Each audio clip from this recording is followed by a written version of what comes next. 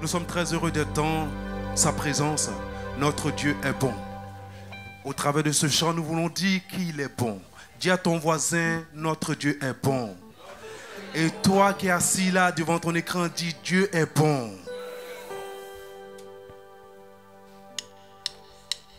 Allons bas les mains.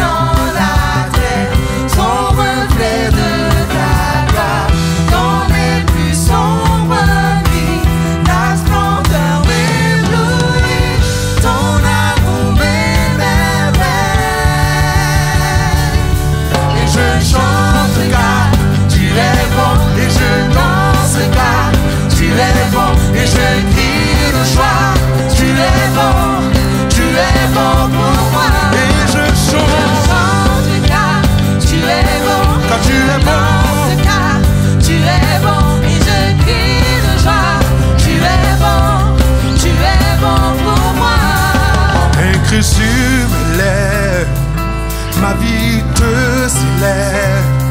Tu es bon, tu es bon. Vent, soleil et pluie, mon cœur te redit. Tu es bon, tu es bon. Écris sur mes lèvres, chante-le. Écris sur mes lèvres, ma vie te célèbre. Tu es bon, tu es bon. Quand soleil brille, mon cœur te redit. Tu es bon, tu es bon. Je chante car tu es bon et je danse.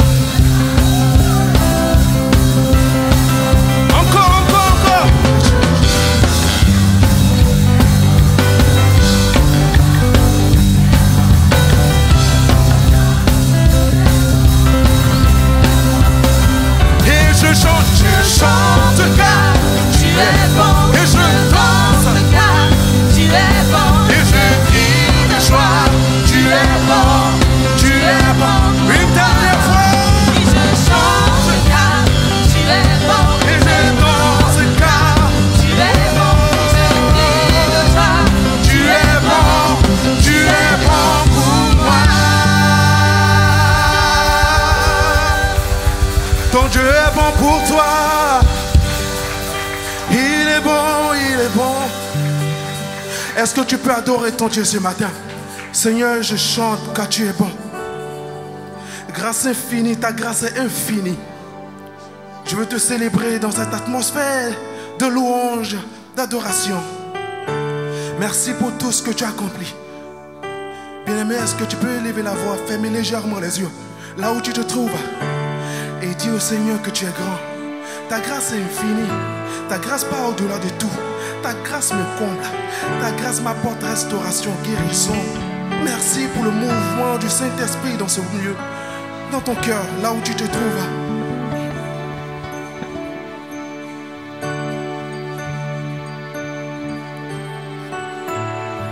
Oh Seigneur, merci pour tout.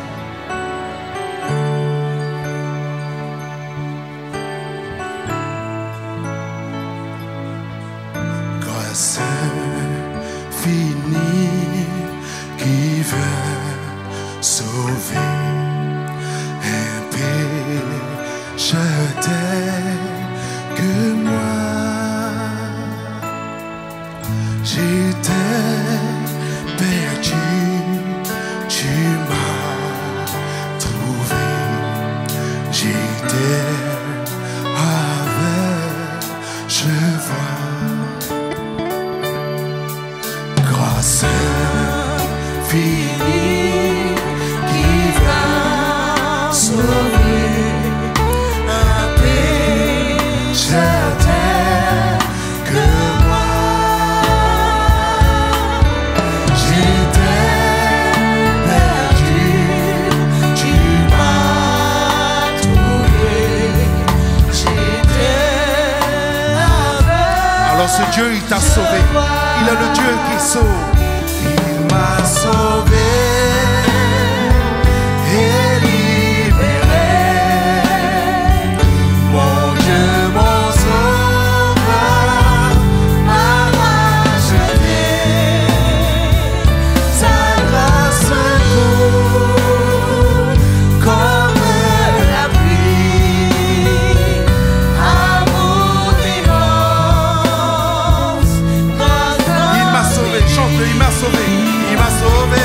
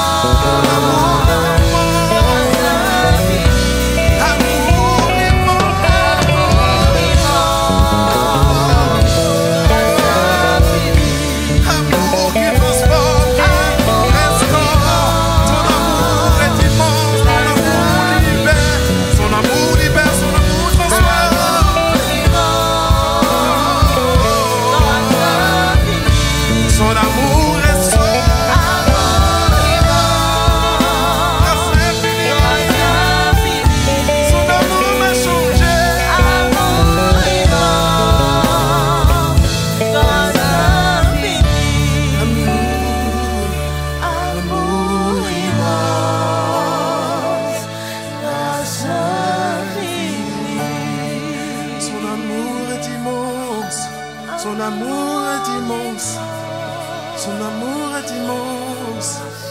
Son amour me restaure. Son amour me libère. Son amour me guérit.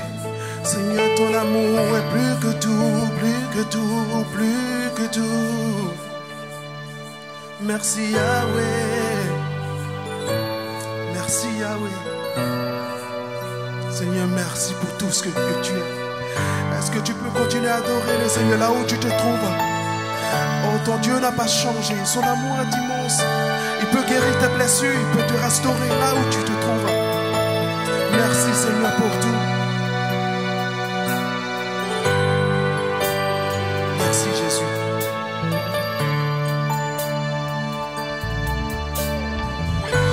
L'immensité de ta grandeur me montre que je ne suis rien. Mais quand tu façonnais la terre, j'étais déjà près de ton cœur. Tu m'aimais avant que je sois. Et pour moi tu as tout donné. Toi seul pouvais me libérer. C'est pourquoi je veux t'adorer. Toi seul est digne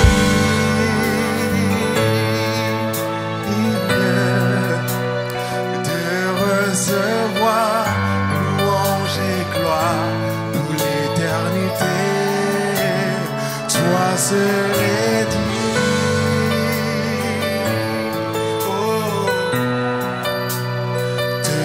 Recevoir louange et gloire pour l'éternité. Oh Seigneur, dans ta présence, je me tiens. Je veux tellement t'adorer continuellement. Seigneur, dans ta présence, je me tiens. Merci pour ta grâce, pour tout ce que tu es. Merci pour tout. Merci pour ce que tu as accompli dans ma vie. Merci Jésus. Oh mon Dieu. Seigneur, tu as ce dont j'ai besoin. La joie, la vie et le bonheur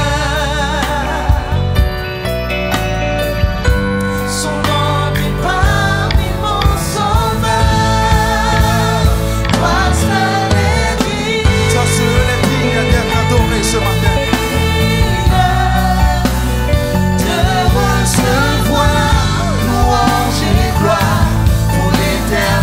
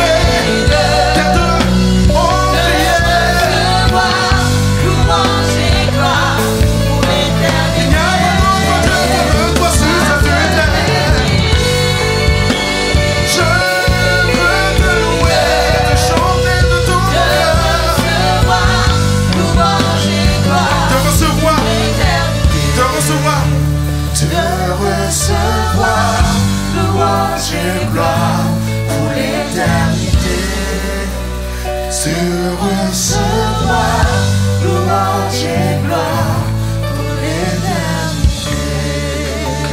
Il est dit de t'acclamer. Il est dit de t'acclamer. C'est le Dieu qui restaure. C'est le Dieu qui guérit. C'est le Dieu qui transforme. Il est dit, ton Dieu est dit d'être acclamé ce matin. Il est dit d'être célébré ce matin. Même si ça ne va pas, même si tu es... Même ce matin, même si tu es inquiet, le Seigneur a pris le devant des choses. Là où tu te trouves, le Seigneur t'a restauré.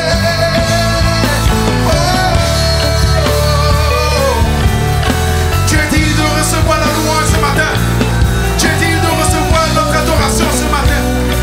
Tu es digne d'être célébré ce matin. Merci. Merci Yahweh.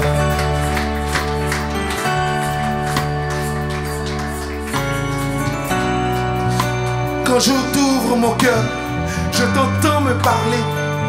Quand je t'ouvre ma pensée, je t'entends grandir en moi. Seigneur, merci pour ce que tu es ce matin.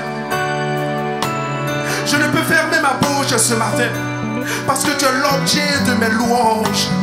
Tu es l'objet de mon adoration.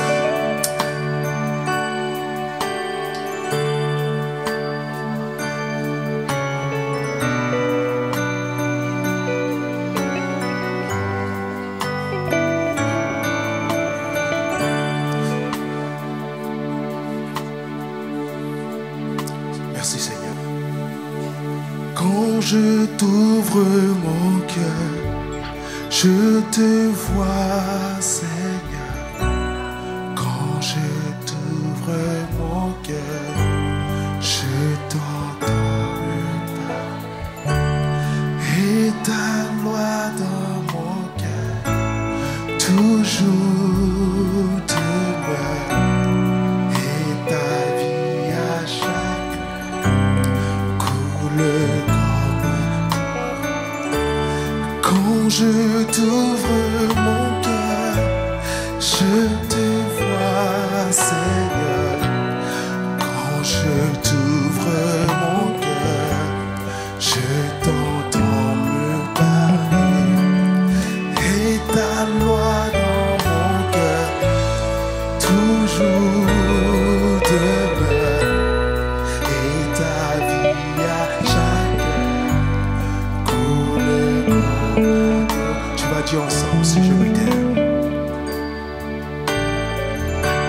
Si je me tais, oh j'apprendrai À écouter la voix du bon berger. la voix du bon berger quand je l'entends. Oh oui, je comprends que tu peux me parler chaque Je instant. comprends Tu as tout payé pour moi, qu'il Jésus. a payé pour ma Alors ce matin, quand je t'ouvre mon cœur, je t'entends me parler.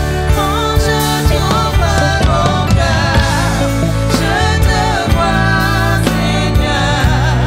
Quand je t'ouvre mon cœur, Seigneur, je t'entends. je t'entends me parler. Et ta loi dans mon cœur. Ta loi dans mon cœur, toujours demeure. Et ta vie à chaque heure coule comme un Quand je t'ouvre mon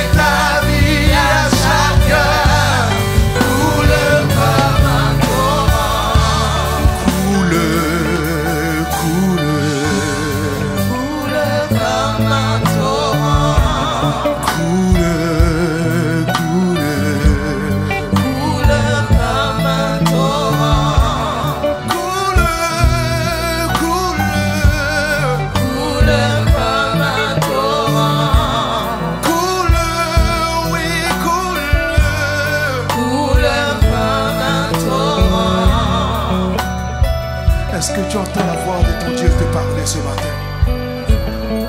Il te dit simplement de rester serein parce qu'il est là. Et il agit puissamment.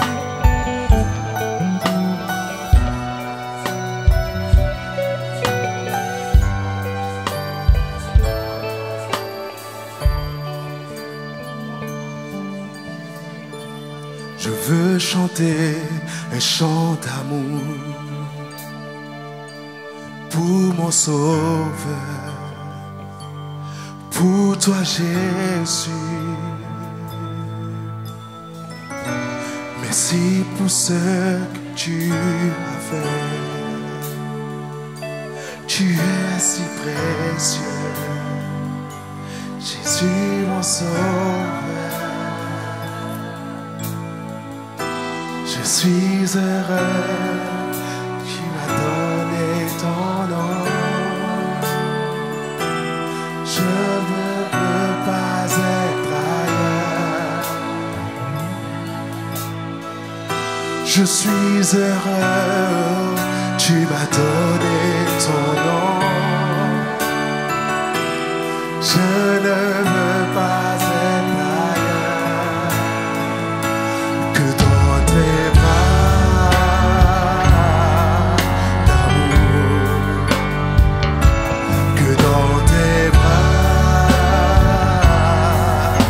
d'amour, que dans tes bras, que dans tes bras d'amour.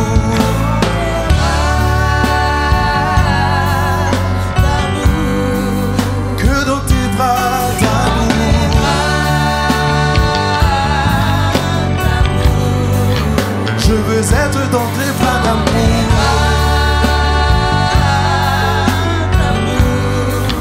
Je veux être dans tes bras d'amour. Alors tout près de toi et contre ton cœur, je serai là toujours. Tout près de toi, contre ton cœur. Tout près de toi, contre ton. Oh oui, tout près de toi, contre ton cœur.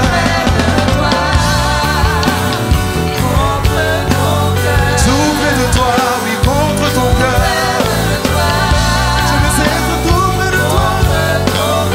Contre ton cœur, je veux rester contre ton cœur. Je veux rester contre ton cœur. Je ne veux aller nulle part, rester contre ton cœur. Je veux rester contre ton cœur. Je veux rester contre ton cœur. Je veux rester Tout près de toi, rester. contre ton cœur. Je veux rester Tout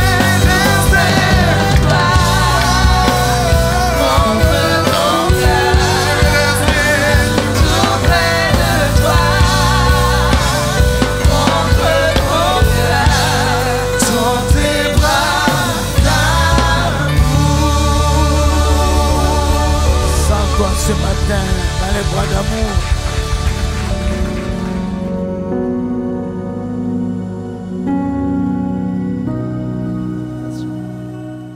Merci à toi, pasteur Descantz, pour ta confiance encore. Merci à tout le comité pastoral. Merci à vous, Église, peuple de Dieu. Merci à ma famille. Merci à toutes les personnes connectées qui suivront ce culte. Et nous sommes dans la continuité de ce que nous avons commencé depuis hier, déjà. Depuis hier soir et encore tout à l'heure, nous sommes en train de parler de l'autorité du chrétien. Si tu as de quoi noter, n'hésite pas. L'autorité du chrétien. Je dirais même ce matin, l'autorité du chrétien dans la société.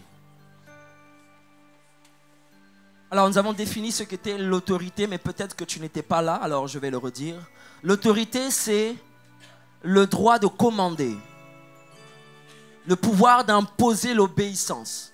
Celui qui a l'autorité, lorsqu'il parle, les gens qui sont autour écoutent et obéissent.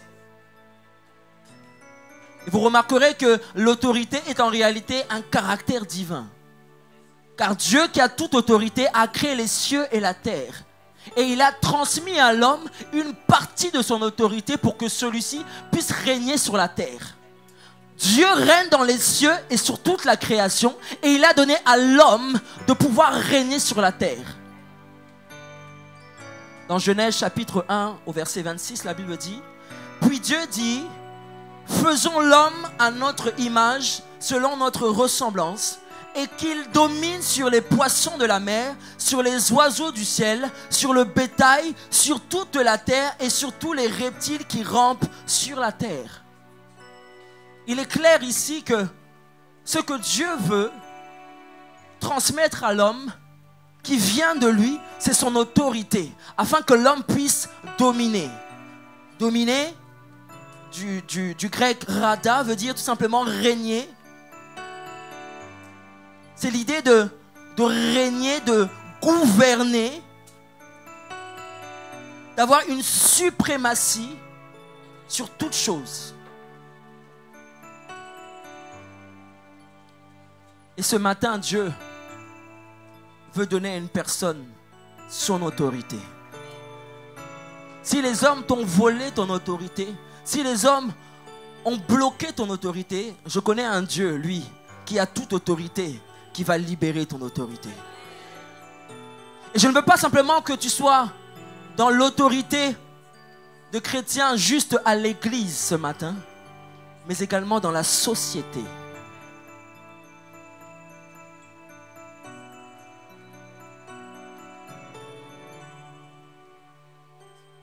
Quand Dieu s'est choisi l'homme pour dominer, il a voulu que ce dernier ne se limite pas simplement à une zone d'influence qui était le jardin d'Éden. Il ne voulait pas juste que l'homme se limite à ce territoire-là, à un petit espace, mais il voulait que son autorité et son règne soient partout où les yeux de l'homme se poseraient. La volonté de Dieu, c'est que tu domines partout où tu es. Partout où tu as la plante de tes pieds, quelque part, ce lieu t'appartient. Et si ce lieu t'appartient, c'est un lieu où tu dois dominer. Je ne sais pas où tu travailles. Je ne sais pas où tu vis. Je ne sais pas dans quel quartier tu es. Mais puisque tu es dans ce quartier, tu es appelé à dominer. Tu es appelé à avoir et à exercer ton autorité en tant que chrétien. Vous me direz, mais nous, on n'appartient pas à ce monde. Nous, on est du ciel. Nous, c'est les choses célestes. C'est les choses surnaturelles. Les choses humaines, c'est pour les hommes, c'est pour les athées, c'est pour les autres. Nous, on est l'église quand même. On est à part. Ah bon? Jésus, dans ses prières, dans Jean chapitre 14 et 17, dira, je résume pour vous, il dit au Père, je les ai pris dans ce monde. Moi, je vais à toi, mais eux sont dans le monde. Tu es ici. Ok, ton esprit est peut-être là-haut. Spirituellement, tu règnes avec Jésus, mais pour le moment, tu es sur la terre. Tu es sur la terre des hommes. Tu marches ici. Tu as des enfants ici. Tu travailles ici. Tu économises ici. Tu dépenses ici. Donc, tes activités sont humaines. Tu ne peux pas te dire, je ne suis pas dans la société, ça ne me regarde pas, ça ne me concerne pas. Tu es dedans, tu es là. Et Jésus nous a laissés. Jésus n'est pas monté avec ses disciples. Il est monté seul. Il a dit, vous restez, moi je monte. On se reverra, mais pour le moment, vous restez là. Parce que vous avez des choses à accomplir sur la terre. Tu as des choses à accomplir sur la terre. N'attends pas d'arriver au ciel, dire Jésus, j'attendais de te voir. Jésus va te dire, mais tu n'as rien fait sur la terre. Rien. Tu n'as rien fait. Tu n'as pas impacté. Tu n'as pas influencé. Tu n'as pas dominé. Pourtant, c'est l'ordre que je t'ai donné. La Bible dit, mon Dieu t'ordonne que tu sois puissant. Mais comment tu vas exercer cette puissance-là si tu ne fais rien? Exerce ton autorité. Exerce ta puissance. Ésaïe 54, verset 2 dit, élargis l'espace de ta tente, qu'on déploie les couvertures et ta demeure. Ne retiens pas, allonge tes cordages et affermis tes pieux, car tu te répandras à droite et à gauche. Ta postérité envahira les nations et peuplera les villes désertes. Demande-moi et je te donnerai les nations pour héritage, les extrémités de la terre pour possession. Psaume chapitre 2 verset 8. Donc vous comprenez que Dieu veut te donner. Il veut te donner tout un héritage, toute une nation, tout un peuple. Il veut que ça soit à toi, il veut que tu règnes. Mais nous les chrétiens, on ne veut pas régner. On veut juste parler en langue. On veut juste prophétiser. On veut juste proclamer l'évangile, ça s'arrête là. Mais quand il s'agit de régner, il n'y a plus personne.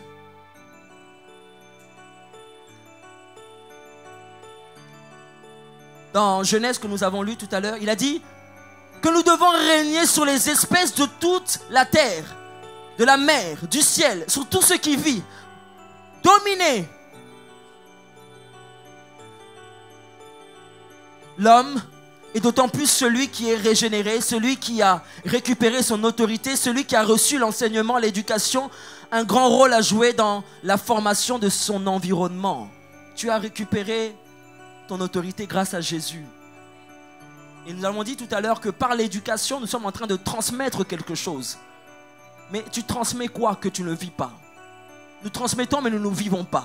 Nous transmettons la vie, mais nous ne vivons pas la vraie vie. Nous transmettons des valeurs, mais nous-mêmes, nous ne vivons pas ces valeurs-là. Nous transmettons la domination, mais nous-mêmes, nous ne voulons pas dominer. Nous sommes en contradiction avec la parole de Dieu. Puisqu'il domine, il ne se limite pas qu'à l'église et au ministère. Nous voulons prêcher, nous voulons être pasteurs, docteurs, enseignants. Il ne se limite pas qu'à la chorale, à l'évangélisation. C'est bien tout cela. Il ne vit pas que pour être à la régie, régler les paramètres de son et image. C'est très bien tout ça. Non. Tout ce que tu vois, tu es amené à dominer et à exercer ton autorité et ton influence partout. Mais nous, à l'église, on a un problème. L'église ne veut pas s'occuper de la société. L'église est spectateur de ce qui se passe dans la société. L'église se dit, c'est à la police de faire. C'est aux pompiers de faire. C'est au SAMU de faire. C'est à d'autres. C'est aux juristes de faire. C'est aux avocats de faire. C'est aux politiques de faire. Nous, non. Nous avons laissé nos villes être infectées par la délinquance, par l'esprit de mort. Nous devons reconquérir nos villes. Je suis en train de dire à quelqu'un, tu dois reconquérir ton quartier. Tu dois reconquérir ton immeuble. Tu dois reconquérir... Oh, Sarcelles doit être reconquis par un peuple qui connaît son identité.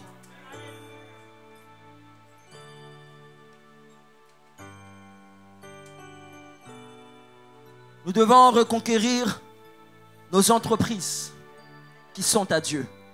Nos gouvernements qui sont à Dieu. Nos palais présidentiels qui sont à Dieu. Nos mairies qui sont à Dieu. Nos missions locales qui sont à Dieu. Nos maisons de retraite qui sont à Dieu. Nos hôpitaux qui sont à Dieu. Nos prisons qui sont à Dieu.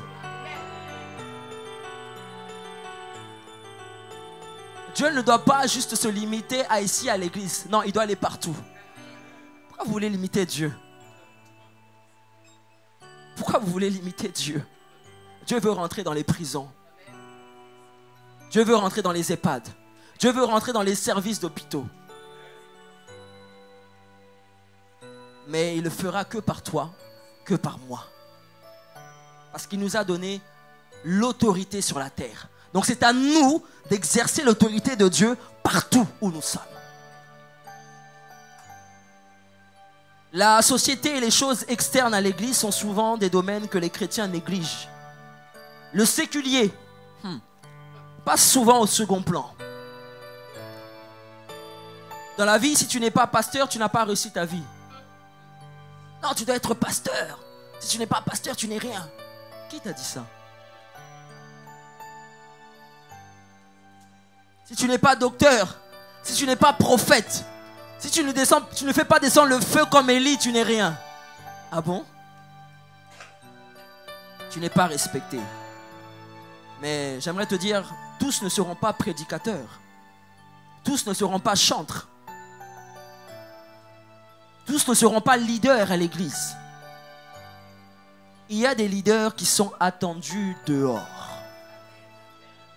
Il y a des leaders qui sont attendus dans les sphères d'influence, dans la mode, la beauté, la santé, la technologie, l'économie, la politique, le sport, la gastronomie, la culture, la formation, l'action associative, l'entrepreneuriat, le juridique. Mets ton secteur d'activité, c'est là où tu dois régner. Mets ton secteur d'activité, c'est là où tu dois être un leader. Il est temps que notre autorité ne soit pas simplement pour nous distraire, mais véritablement que nous puissions être positionnés afin de partager, afin de diffuser les valeurs du royaume. Dieu est en train de dire à son peuple, à Israël, dans Deutéronome chapitre 11 au verset 24, je l'ai dit tout à l'heure, tout lieu où foulera la plante de tes pieds, je te le donne. Il sera à toi. Dieu t'a choisi, comme il a choisi David afin de rentrer dans le palais de Saül. Comme il a choisi Daniel afin d'être serviteur auprès des rois des Perses et des Mèdes. Comme il a choisi Joseph afin de régner dans la maison de Potiphar, afin de régner dans la prison, afin de régner dans la plus grande économie, dans le plus grand pays d'antan, l'Égypte. De la même manière, Dieu veut te choisir toi. Dieu veut que tu impactes la société dans la dimension sociétale. Regardez ce qu'il a fait avec Joseph d'Arimathée. Quand on parle de lui, on ne parle pas d'un homme d'onction, mais on parle de lui comme un homme qui est un conseiller de distinction. Quand on parle de la servante de la femme de Naaman, elle a eu une influence au point où le général de l'armée de Syrie a entendu la voix d'une esclave dire « Je connais dans mon pays, là d'où je viens, un prophète. » Juste une esclave, mais placée, positionnée auprès de la femme d'un général. Esther, que dire d'Esther? Qui pouvait croire que la nièce de Mardoché allait devenir reine? Mais une fille qu'on a préparée dans le secret. Une fille qu'on a préparée et qui a été distinguée. Avant ta distinction, laisse Dieu te préparer. Tu ne sais pas là où tu vas atterrir, là où tu vas terminer, mais prépare-toi. Parce qu'il y a des maisons qui t'attendent. Il y a des palais qui t'attendent. Il y a des lieux où personne n'est encore allé qui t'attendent.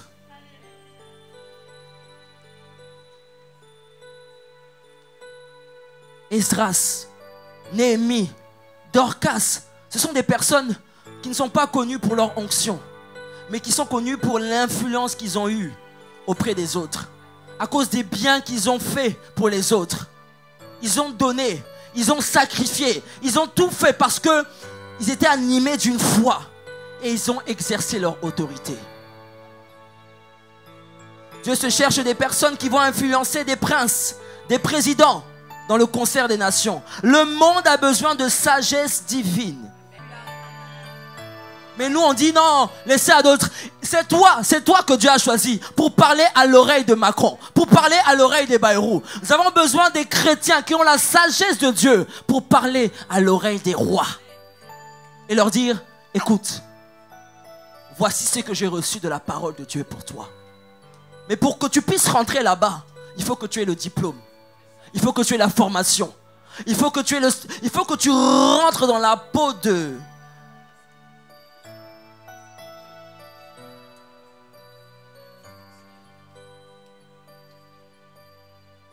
Dieu se cherche des personnes qui sont remplies du Saint-Esprit, qui ont l'intelligence pour inventer des médicaments. Nous pensons juste, il faut prier. Oui, il faut prier. Mais parfois, il faut être aussi intelligent. Il y a des choses que Dieu nous a déjà données. Vous savez que tous les médicaments sont créés à partir des plantes. Vous savez? Donc Dieu n'est pas bête. Il a mis des plantes. Et il savait que l'homme aurait l'intelligence de créer des médicaments, des vaccins, ce genre de choses. Il a laissé à l'homme de dominer sur la terre. Dieu peut utiliser le surnaturel. Mais parfois la solution est juste là, à côté. Elle est juste là. Juste l'intelligence. L'intelligence. Ah, la foi n'exclut pas l'intelligence. J'aimerais dire à quelqu'un, la foi n'exclut pas l'intelligence.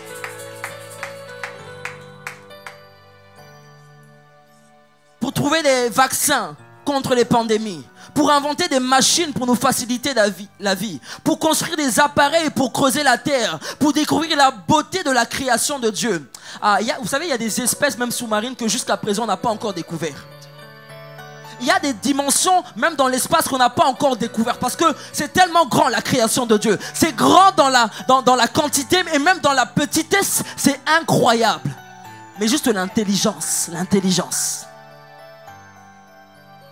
La mission de l'Église, c'est d'être une lumière qui doit éclairer les nations. Matthieu chapitre 5 verset 14 nous dit: vous êtes la lumière du monde. Une ville située sur une montagne ne peut être cachée.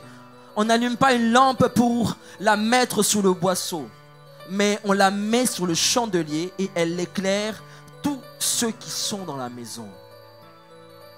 Tu es une lumière, alors éclaire.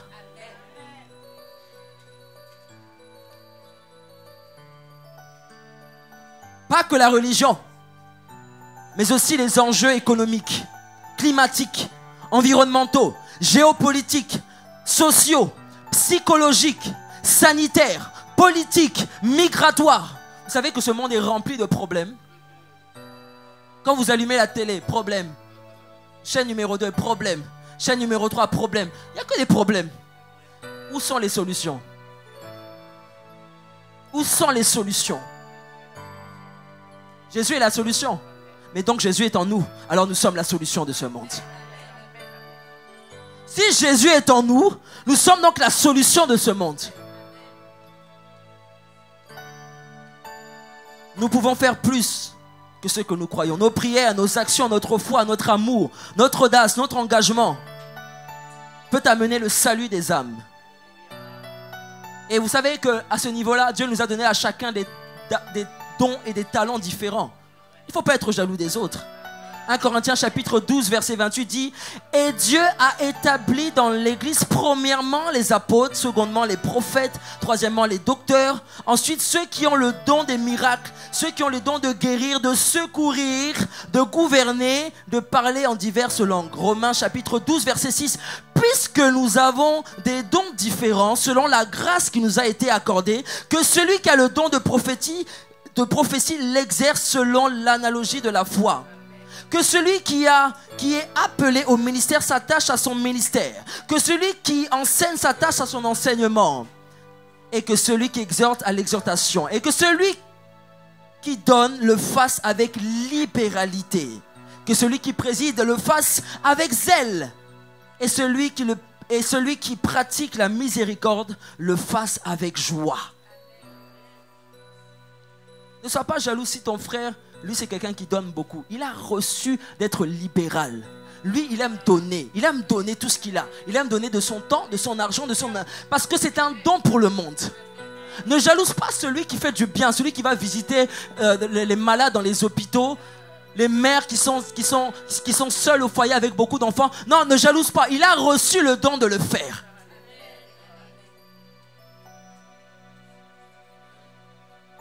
Romains chapitre 13 verset 1, quand il s'agit d'autorité, la Bible nous dit que toute personne soit soumise aux autorités supérieures, car il n'y a point d'autorité qui ne vienne de Dieu. Aucune autorité n'est permise sans Dieu. Et les autorités qui existent ont été instituées de Dieu. C'est pourquoi celui qui s'oppose à l'autorité résiste à l'ordre que Dieu a établi.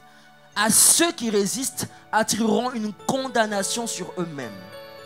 Le magistrat, écoutez ça, est serviteur de Dieu pour ton bien. Mais si tu fais le mal, crains, car ce n'est pas en vain qu'il porte l'épée, étant serviteur de Dieu.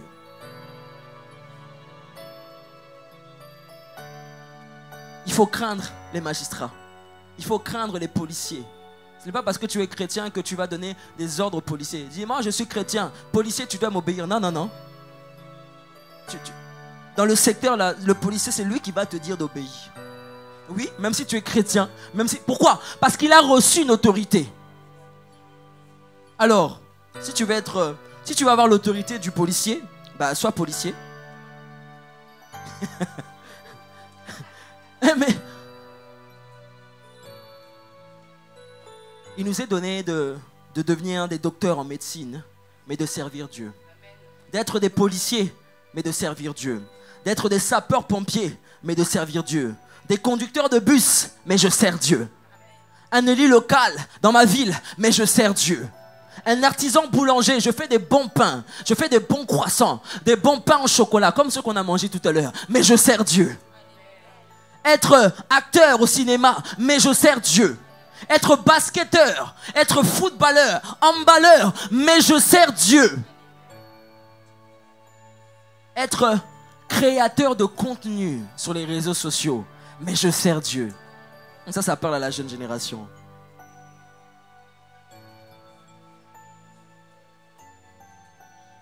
Parce que là où tu exerces ton autorité, c'est aussi un lieu où l'évangile est en train de se répandre. Au travers de ta vie, au travers de ce que tu communiques. L'autorité, ce n'est pas simplement d'imposer, comme je le disais, mais juste d'influencer, de parler. Lorsque les gens verront qu'un homme politique craint Dieu, ils diront ça existe encore. Lorsque les gens verront qu'un docteur en médecine, certes il a l'intelligence, mais il compte aussi sur la prière, on dira waouh. Dieu n'est pas pour les bêtes. J'aimerais dire ça à quelqu'un. Dieu n'est pas pour les personnes qui ne sont rien. Non, non, non. Dieu est pour tout le monde. Dans la pauvreté comme dans la richesse, Dieu est le Dieu de tous. Que tu sois dans la popularité, non, Dieu est partout et Dieu veut influencer partout, même les élites, Dieu veut influencer.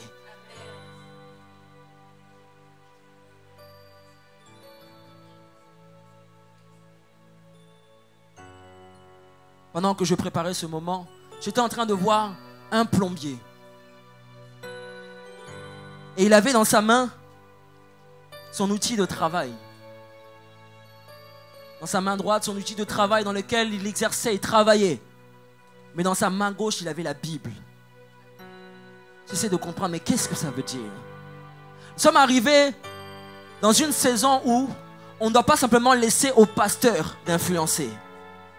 Mais nous aussi, partout où nous sommes, nous devons influencer. Nous devons exercer notre autorité partout où Dieu nous a positionnés. Peu importe le métier que tu fais, peu importe là où tu vas, tu es une autorité de Dieu. J'aimerais dire à quelqu'un, tu es une autorité de Dieu. Peu importe ton âge, tu es une autorité de Dieu. Alors, prends ton outil dans la main droite, prends ta règle dans la main droite, prends quoi? Je ne sais pas, tu es taxi, prends ta voiture, mais à ta main gauche, tu as ta Bible. Tu es assis sur la parole de Dieu. Tu es un taximan. Tu es en train de conduire les hommes. Mais tu es en train de mettre la musique. Tu mets la musique de Dieu. Tu es en train d'influencer les personnes que tu es en train de conduire. Je ne sais pas ce que tu fais, mais influence quand même. Tu sers les autres, mais tu continues d'influencer. Dans ton travail, même lorsque tu travailles à la CAF, tu travailles au Pôle emploi, tu travailles, je ne sais où, dans les institutions, tu travailles à la mairie. Lorsque tu accueilles avec bienveillance. Tu n'accueilles pas comme quelqu'un qui est fâché, qui en a assez des gens. Non, toi, lorsque tu accueilles, tu comprends même que ce cas-là est difficile. Tu es en train de prier dans ton esprit, tu es en train de demander à Dieu, Seigneur, qu'est-ce que je peux faire pour aider cette personne? Et tout d'un coup, tu as la solution. Je ne veux pas juste que des chrétiens ici démontrent la gloire de Dieu, mais même à l'extérieur, allez démontrer que vous avez un Dieu. Dans ton travail, on va se rapprocher de toi parce qu'on dit, mais toi, lorsque tu parles, tu es différent des autres. Tu as une sagesse que même le manager n'a pas. Mais qui es-tu? S'il savait qui tu étais, s'il savait qui tu avais en toi. Lorsque toi tu parles, on t'écoute. Lorsque toi tu donnes une remarque, on t'écoute. Lorsqu'il y a des réunions et que tu n'es pas là, c'est le désordre. Lorsqu'il y a une réunion et que tu n'es pas là, ils n'arrivent pas à s'entendre. Mais lorsque toi tu rentres dans la réunion, il y a la paix qui est arrivée. Lorsque toi tu rentres dans la réunion, tu apportes une dimension de sagesse que eux n'avaient pas. C'est ça, influencer.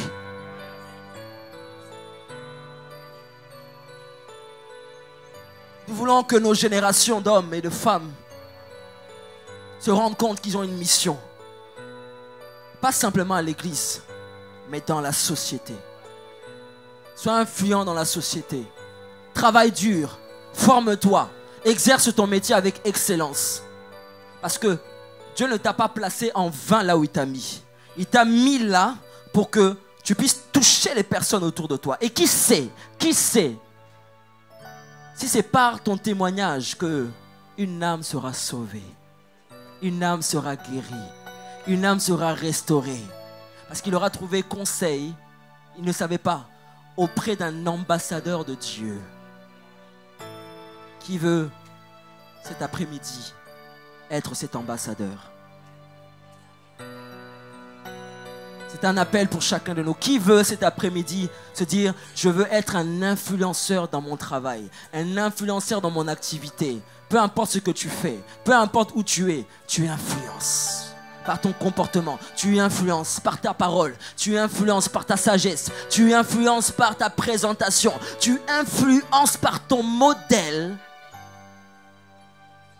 C'est cela, l'autorité du chrétien. Est-ce que nous pouvons nous lever alors que nous sommes en train d'acclamer sa parole?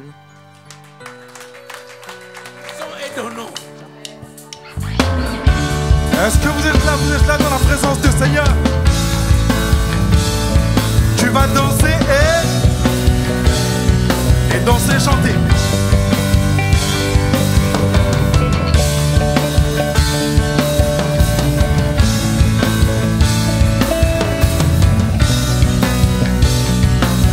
Alors let's go. Si tu connais ce chant, on y va. Je veux danser et louer. Peu importe ce que je vis, Peu importe ce que je vis. le ressuscité Vit en moi. son nom.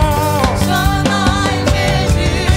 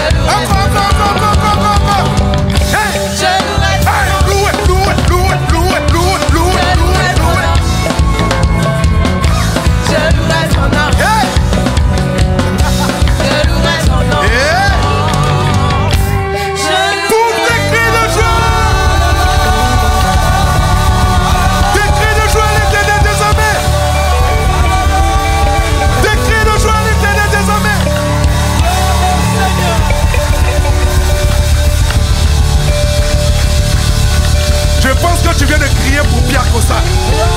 Je dis celui-là le